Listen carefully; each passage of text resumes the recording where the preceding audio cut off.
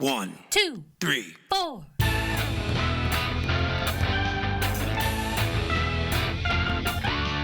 Monster movie. Fun time, go! Monster movie. Fun time, go.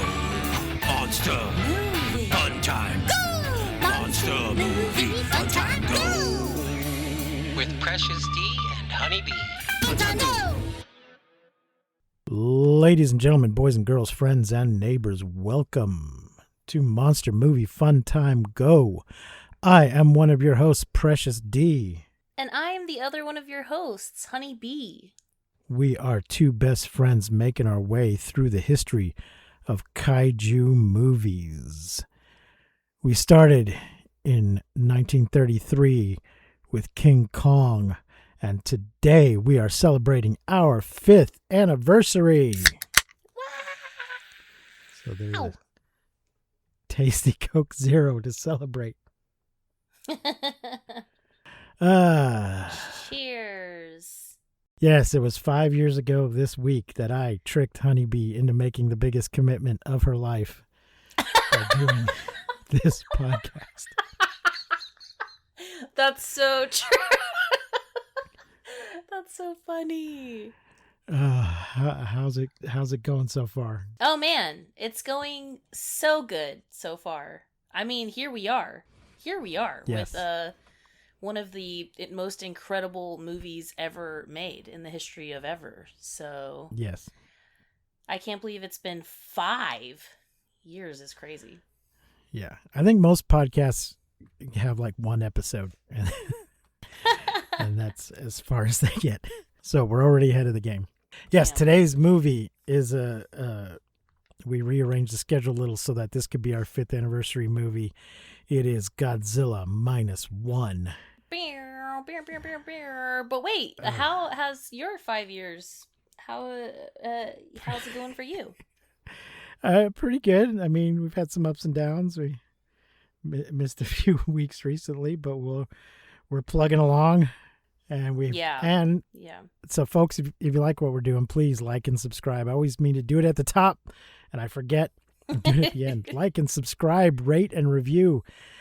Tell all your friends, and check out our website, mmftg.com, and also our Patreon at patreon.com/mmftg, where you can get exclusive episodes and early releases when I have time to release them early. Yeah, and thank you guys, all of you guys, for being here with us. Some of you from the very beginning, some of you maybe just coming in. Welcome. Yeah. If this is your first episode, we'll get to the movie. Don't worry. And if you're listening on YouTube, give us a thumbs up, please, and a subscribe. What was I going to say? Oh, so yeah, I hope we'll continue to do this until one of us is no more. Or both. So, folks, a long time ago, I said, I don't want to die alone. And Honeybee said that she did want to die alone. And I say, if we time things right, we can both get what we want. Brilliant. So, there we go. So, yeah, anyway, the movie, Godzilla Minus One. It is, what's the year? Gosh. 2023. So, folks, we're almost out of kaiju movies. And when we get up to this year, then we will move on to other types of monsters. And then whenever a new kaiju movie comes out, we'll jump on it as soon as we can. Yes. But I'm yeah, so very excited. almost caught up. So, this is from 2023, directed by Takashi Yamazaki. It's 125 minutes in Japanese, in color, but then later in black and white. Yeah. Because they re-released it as Godzilla Minus One minus color. The budget was $10 million. So good. 10 million. That's all. 10 million. That's amazing. And what do you think the box office was? Oh my gosh. I mean, I can't even imagine. It's definitely well over that. Yes. 116 million. Nice. It was supposed to run for a week in the U.S. They kept extending it And it ended up becoming the biggest grossing live-action Japanese movie in the U.S. I guess there's some anime movies that have done better. I mean, Pokemon movie, of course, is going to do good numbers. And probably some of Miyazaki's stuff has done well over here. And then it went on to win an Academy Award. Which it deserved every award. It got it for effects. I think they were afraid to submit it for Best International Picture, but they should have, because I think it would have won. And I think it won the Japanese equivalent award. Mm-hmm. But I don't see a thing here on Wikipedia for awards. So what's wrong with you? Somebody get on that. And of course, you can watch it either subtitled or dubbed. Yeah, it won 8 awards. It did win Best Film. 8 awards, right? I don't see it, so I'll take your word for it. Yeah, Academy Award, Asian Film Award, Austin Film Critics Association. That's cool. It won a lot. It won, and it deserved every bit of it, for sure. Yes. Yeah. And there's a sequel coming out soon. There's already a teaser trailer out. It's called Godzilla Minus Zero. Oh, this says 44 wins and 62 nominations. Wow. Sheesh. That's a lot. Yeah. So Godzilla Minus Zero is coming out in November. And you can watch this, I think, in all 4 different ways on Netflix. That would be in color. Oh, I couldn't figure out how to change. How do you change that? Oh, yeah. In Netflix? Oh, yeah. I think that usually if you push your down button or something, then a little menu pops up for language and subtitles. Damn, I couldn't figure it out. Okay. So yeah, you can watch it in color, either subtitled or dubbed, or black and white subtitled or dubbed. I believe that all those options are available on Netflix. Anyway, our cast is Ryunosuke Kamiki as Kochi Shikishima, a former kamikaze pilot. You don't see many of those. Minami Hamabe as Noriko Oishi. It says Shimika's girlfriend. Well, eventually. Yuki Yamada as Shiro Mizushima. Munataka Aoki as Sosaku Tachibana. That's a former Navy Air Service mechanic. Hidetaka Yoshioka as Kenji Noda, former naval weapons engineer. Sakura Ando as Sumiko Ota, Shikishima's neighbor. Kuranosuke Sasaki as Seiji Akitsu, captain of the Shinsei Maru. Sei Nagatani as Akiko Oishi. I'm sorry, as Akiko Oishi and Shikishima's adopted daughter. Oh, she was adorable.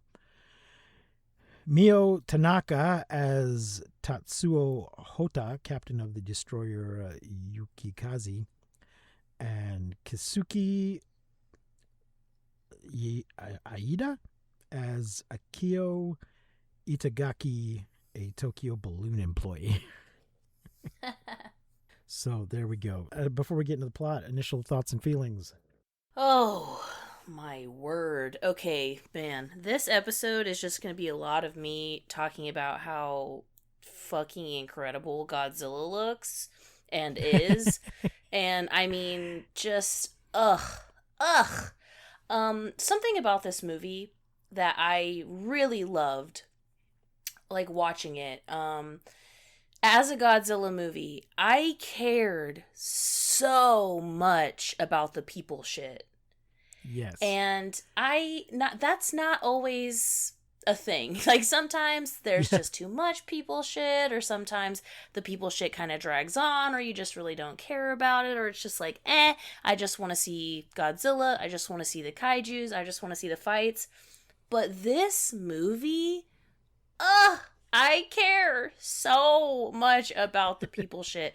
And that kind of makes the fact that Godzilla is, we see a lot of times Godzilla is either the good guy or the bad guy. Like, he's either saving us or we gotta, like, defeat him. And I prefer my Godzilla to be saving us, That's just how I prefer it. But I like either way. Especially, though, if the people shit just isn't as good, then I want my Godzilla shit to be really good, right?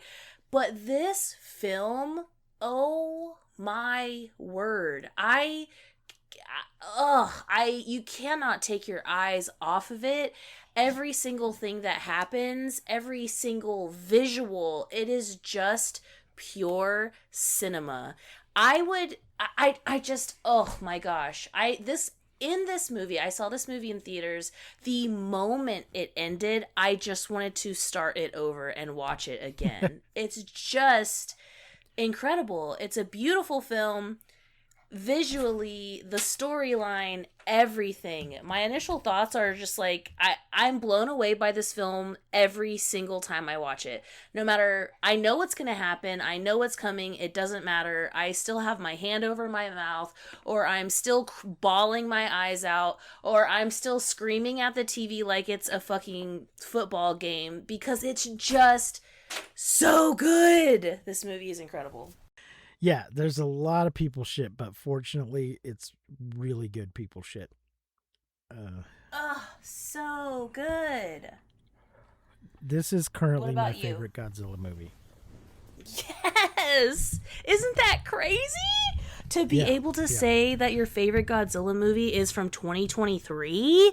Like, wow. Yeah. I just feel like, wow. Yeah, they really hit it out of the park with this one. Now, of course, this was the first one since Shin Godzilla because of their arrangement with Legendary Pictures here in America.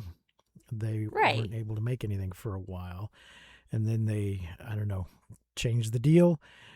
But they did have to schedule the release in such a way that it wasn't coming out at the same time or within, I don't think it was necessarily the same year, but it couldn't come out within 6 months of another one. I don't remember. But I think that also had something to do with the initial, we're only going to run it for a week. But yeah, I think it took a little longer. It didn't release here at the same time because of not conflicting with a Legendary picture. Mm-hmm. But the new one is going to come out like just a few days after it does in Japan. So, oh my gosh, I'm so excited. I cannot hardly see straight. Just chef's kiss. Yeah. We're going to try and watch that new one on opening day and try to watch it together and get that episode out as soon as we can. Yeah, that would be awesome. So, I really, really hope we get to watch it together. Yeah. Let's get into the plot, which we have from Wikipedia. Thank you, Wikipedia. In 1945, near the end of World War II, kamikaze pilot Koichi Shikashima lands his Mitsubishi A6M0 for repairs at the Japanese base on Odo Island. Lead mechanic Sosaku Tachibana deduces that Shikashima is feigning technical issues to flee from his duty. Now, folks, if you weren't paying attention in history class, if you don't know what his duty is and why he might want to get away from it, his duty was to crash that plane into an aircraft carrier. Oof. That's what kamikaze pilots did. And they didn't have ejector seats so they could aim the plane and then jump out. Mm-hmm. They just tied a bandana around their heads with a flag on it and yelled banzai and aimed that thing for the boat. I don't know. I didn't research this, didn't look it up. I don't know how many designated kamikaze pilots actually survived. But none of them are really expecting to. Yes. I don't know if there's any that, like this guy, that changed their minds. But that's why he's acting. Oh, the plane's not working. That night. Yeah, and we also at this moment kind of see something weird in the water. which ends up being some dead deep sea fish. Yes. But I didn't understand this both times that I saw it the first time. I'm just like, what the hell? Did you know what they were when you saw them? The fish, or why they were there? Yeah. The fish. Yeah, they're because Godzilla's presence probably is radiation coming off of him that's causing him to die they just don't look like fish. Oh, yeah, I'm not sure. Yeah, they just look super strange. So it was just kind of okay. Well, weird thing. There's a lot of weird shit. A lot of deep sea stuff is very weird. So we love it. We love weird deep sea shit. That night, Godzilla, a large dinosaur-like creature, attacks the garrison.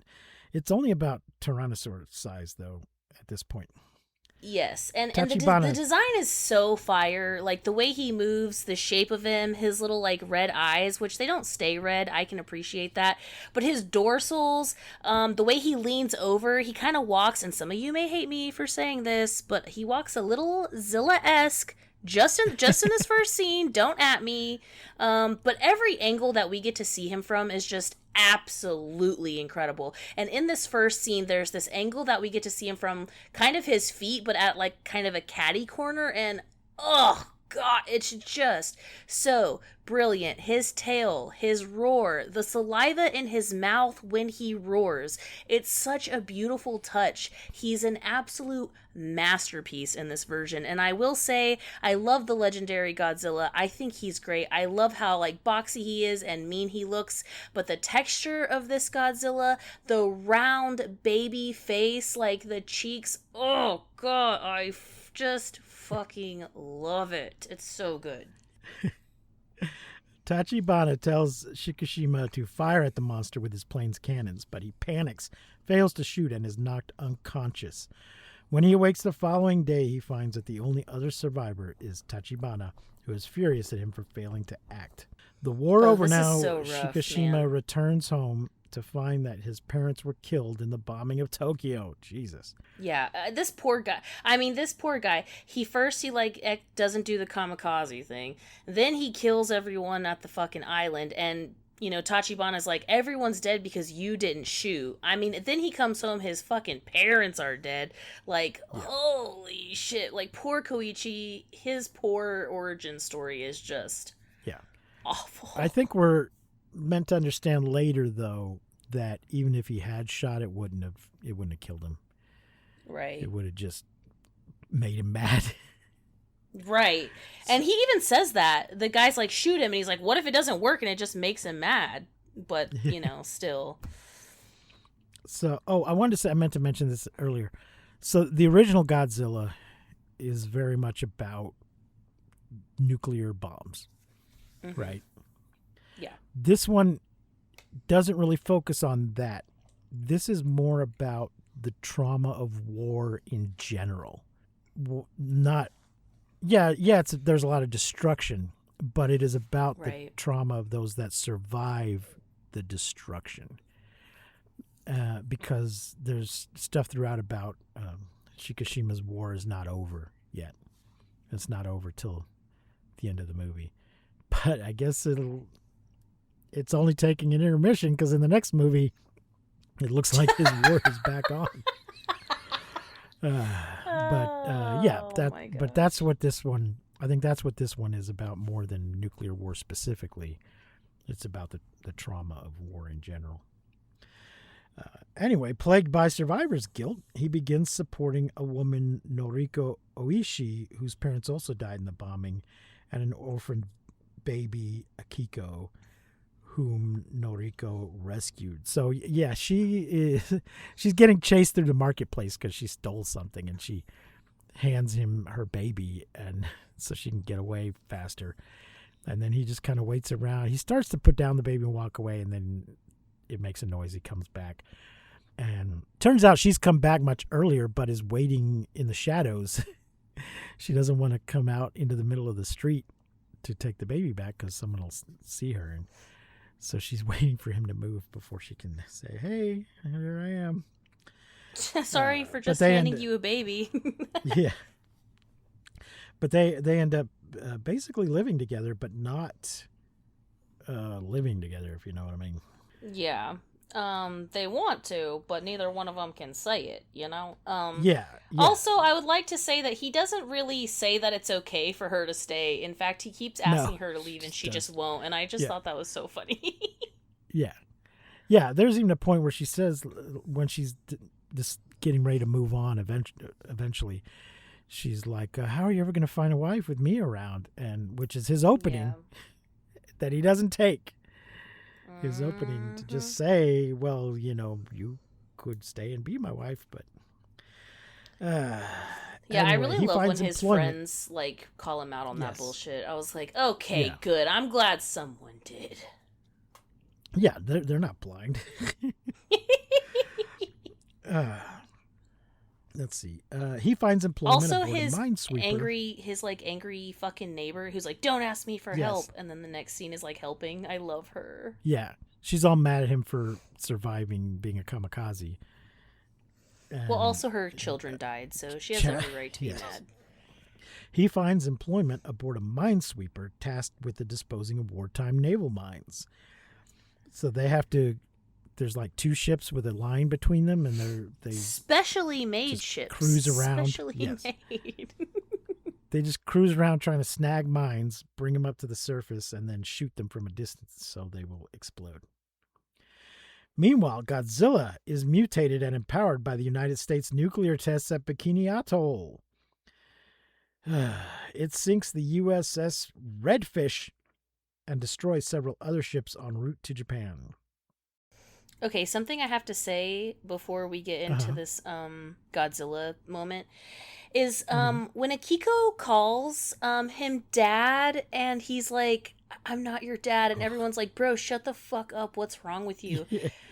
Yeah. I was really like, I just love his friends so much. You know, the guys that he works with on the wooden boats, like, oh my, I love them because they just don't pull any shit. They will straight out call him on his shit. But I really could not believe that, and I didn't know.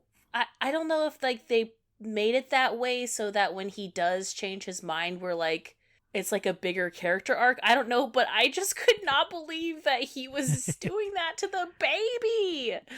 Okay, anyway, sorry. Well, I mean, I think part of it is, well, yes, technically he's not her father, but also he hasn't married her mother either. Yeah, I don't know. Maybe I think he's doing it out of some sense of propriety, but also fear. And yeah, it's a dumb thing to say. Yeah, I could get that, like, away from the baby, but to the baby's face, he said, I ain't your daddy. Rude. She's a so baby. Cute, she's so cute. Yeah. Let's see. Due to tensions with the Soviet Union, the U.S. offers no help, save for a few decommissioned Imperial Japanese Navy vessels approved by General Douglas MacArthur. The Japanese government, concerned about inducing panic so soon after the war's end, does not notify the public about the danger. Fucking governments. In May 1947, Shikishima and his minesweeper crew travel to the Ogasawara Islands and are tasked with stalling Godzilla's approach to Japan. They release a mine into Godzilla's mouth and detonate it. Yeah. We gotta talk about this. This is the best ocean Godzilla footage we've ever gotten. I mean, am I wrong? Is there better? Because I just don't think so.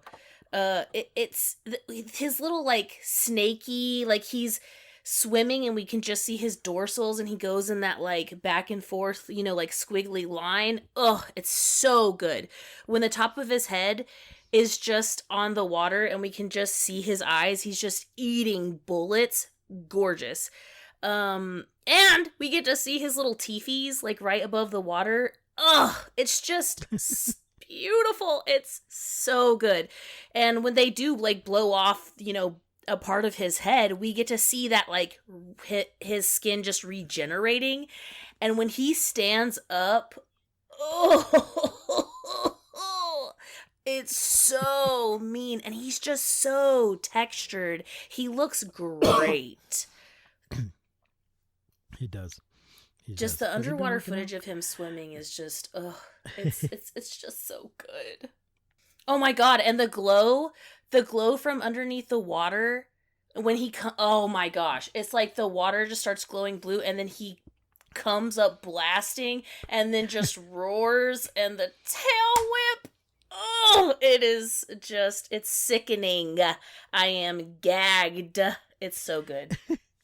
So, they set off a mine in his mouth, which causes significant damage, but he quickly regenerates.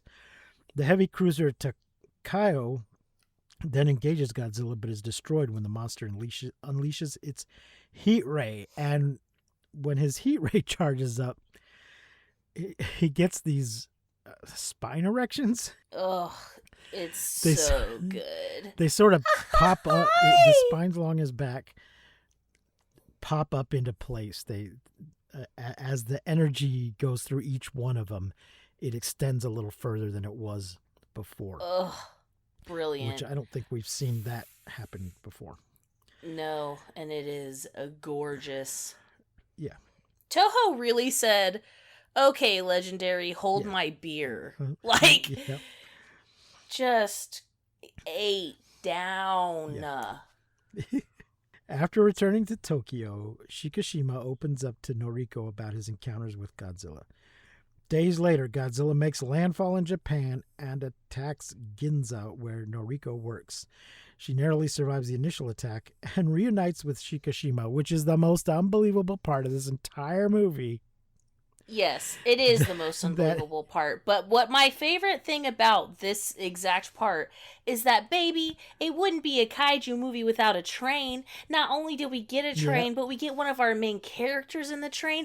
And then Godzilla picks up the train with his mouth and has his little T-Rex claws just oh, God. Chef's kiss, y'all. And Chef's kiss.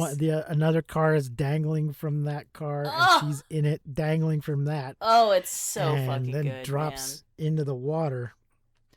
But yeah, running down the street, she runs into Shikishima, who's looking for her.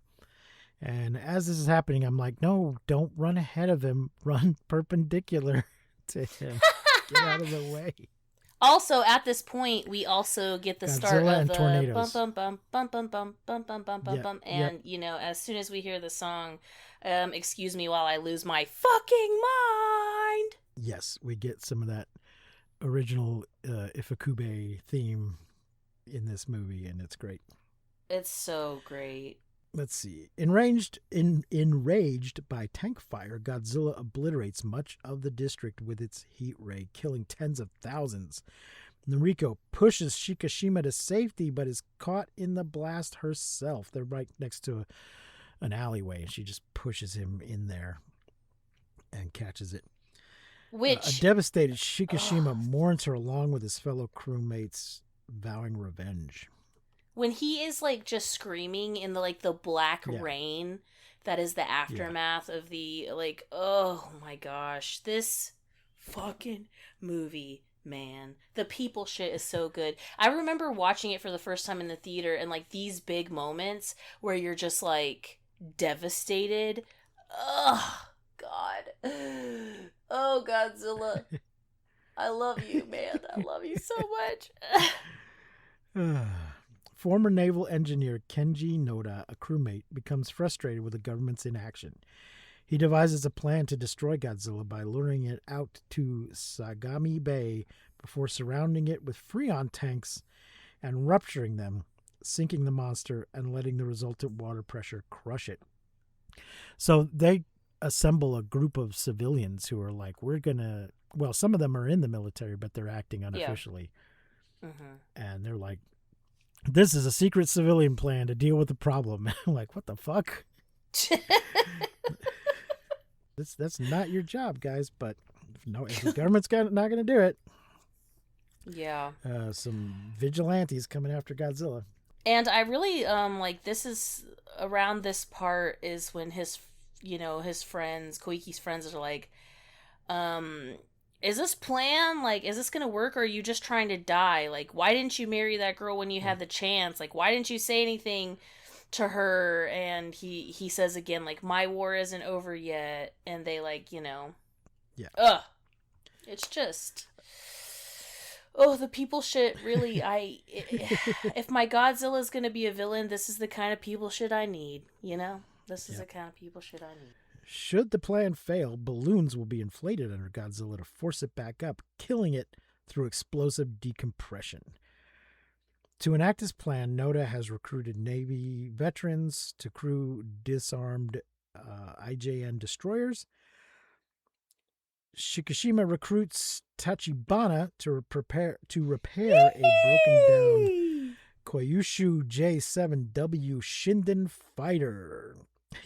Oh my gosh, when Tachibana comes back, I was like, no fucking way, man. Oh, it's such a punch in the face, and it's just so good. He can't find him anywhere, so he sends a bunch of letters to various places where he might be, apparently blaming him for everything that Shikishima did, blaming him for everybody dying.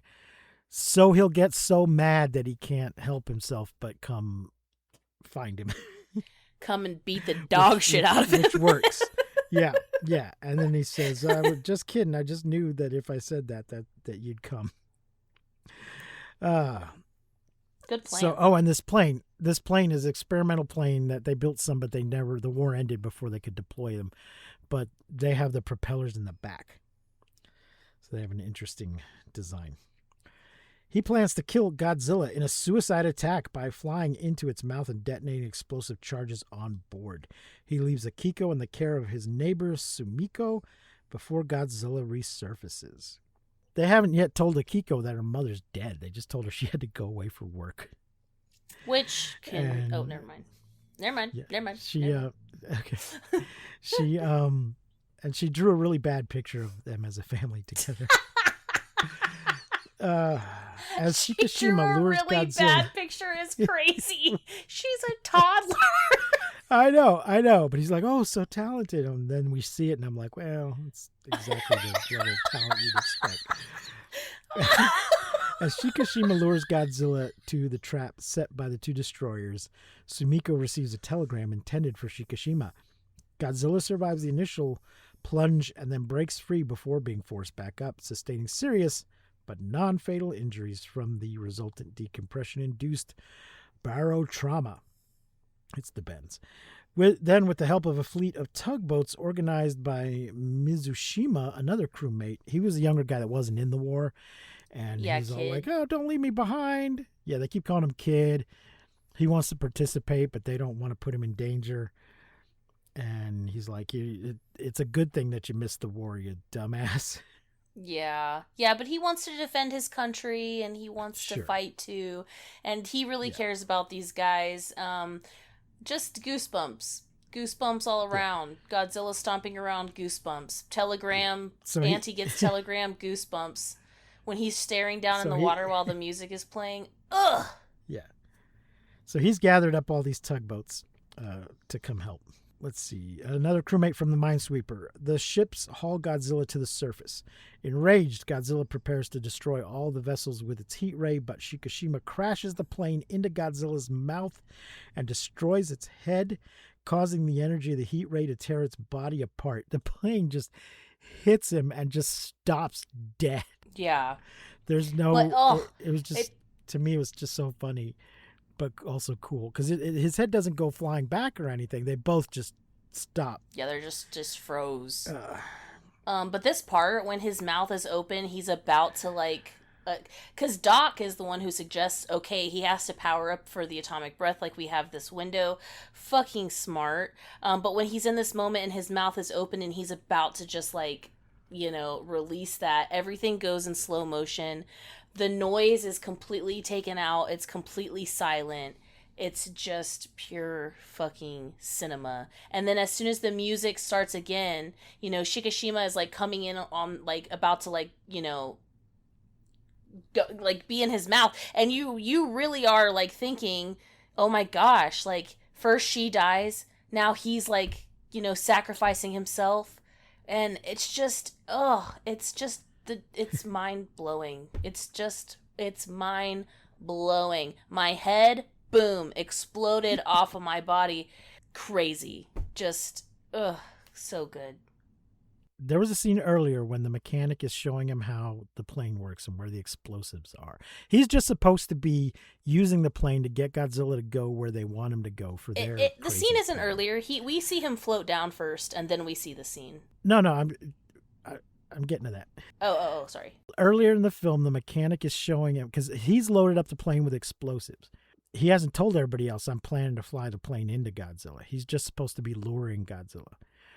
But he and the mechanic have put a bunch of bombs on the plane. And the mechanic is showing him, all right, here's the thing. This will detonate the thing, and here's your stuff. And then he says, and let me show you one more thing. And then it pulls back, and we don't hear what he's telling him. Mm-hmm. Now, at the end, just as he's about to crash into Godzilla, he pulls another lever, and there is an ejector seat, and he parachutes to safety. And then he tells him, he says, you pull the lever to activate it, and he looks at him and he says, live. Oh, God. Yes. So then we cut back to see, it cuts back to show us the rest of that scene and what is the one more thing he wanted to show him. So they had set it up. It wasn't a Deus Ex Machina. They didn't pull it out of nowhere. They had set it up.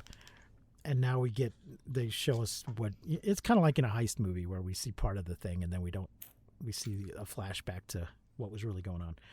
So yeah, he's showing him that there's an ejector seat. Yeah, and he tells him to live. Ugh. Having worried about his suicidal inclinations, the crew celebrates as Shikishima ejects before the explosion and parachutes to safety. Crying. Using an ejection seat that Tachibana had installed in the Shinden, despite agreeing to work on the Shinden on the understanding that Shikishima would kill himself to atone for his failure on Odo Island. Tachibana eventually implored him to let go of his guilt and continue living, as we just said. Upon returning home, Sumiko gives Shikishima the telegram, which she keeps slapping him too, which leads him to a hospital where he reunites with Noriko, who survived the destruction but has a black bruise creeping up her neck. She's also missing an eye. Meanwhile, a chunk of Godzilla's flesh begins to regenerate as it sinks deeper into the ocean. Dun, dun, dun. Best Godzilla movie Minus One. I've ever seen, dude. I would give up every single 5-star on this show to give this movie 5 stars. It's so good. I'm not going to argue with that. It is a very, very good movie. Definitely 5 stars. Absolutely. And not just 5 stars for a Godzilla movie, but 5 stars for any movie. Yeah. 5 stars as a Godzilla movie, 5 stars as a movie in general. It's incredible. By far my favorite Godzilla movie. The design just, it's He's gorgeous. chonky. I love the texture of him. I love every single little detail. The expression in his face, the effects are incredible. His power up, incredible. His little feet, his claws, every single thing about him. His teeth, I just absolutely love this design so much. And when he steps on the street and it crushes, leaves an imprint. Yes. So good. I can't believe it only cost $10 million. I think Hollywood must be fucking around. I don't know what this would have cost $100 million if Hollywood had made it. I don't know what the fuck they're doing with their money. Spending all on craft services? I don't know. It's nuts. Well, we already said what we're rating it, so I guess that's all there is to say. Absolutely loved it. Loved every single character. Loved every single actor, actress. I will say, because I couldn't figure out the Netflix thing, like to change the language, I was kind of disappointed that I had to watch it in English this time. But I will also say the voice actors, the reason why I don't want to watch it in English is obviously because sometimes, like, when you can tell a voice actor is, like, you know, it just takes you out of it a little bit. So I would much prefer not to.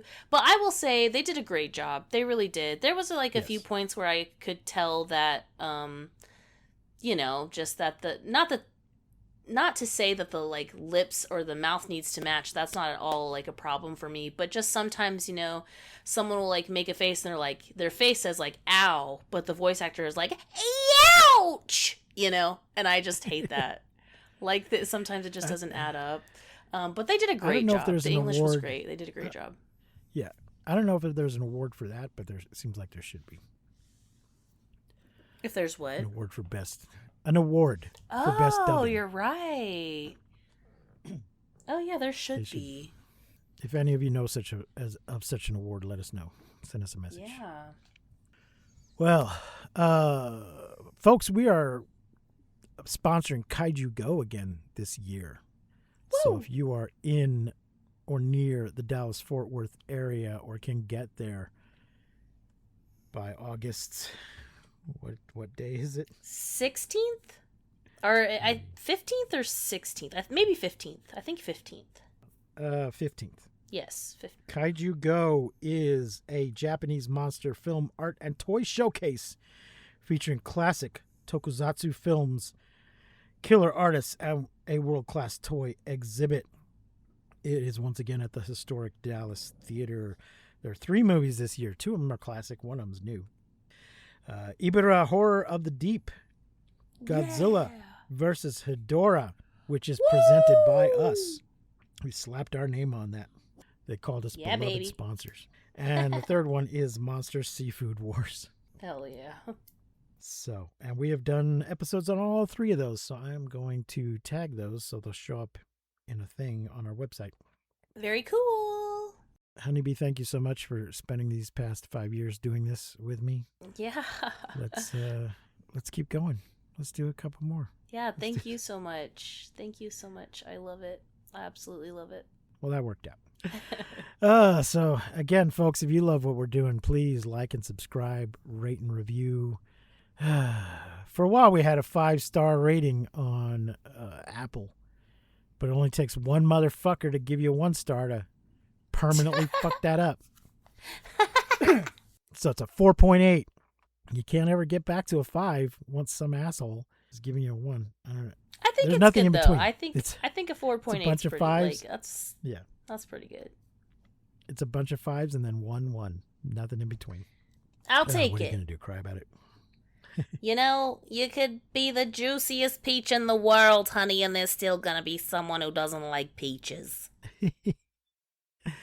Next week's movie is The Primevals. Or maybe it's just Primevals. I think it's the... You can watch that on Tubi. I think it might be on some of the other things as well. So check that out if you want to watch it before we talk about it. Until then, I have been Precious D. And I have been Honey Bee. Remember to keep calm and take shelter in basements. And please, don't misuse science. We won't see you, but you will hear us next time on Monster Movie Fun Time Go. You've been listening to Monster Movie Fun Time Go. If you enjoyed the show, please consider rating and reviewing us on your podcasting platform of choice. You can leave us a message and find links to all our things at mmftg.com.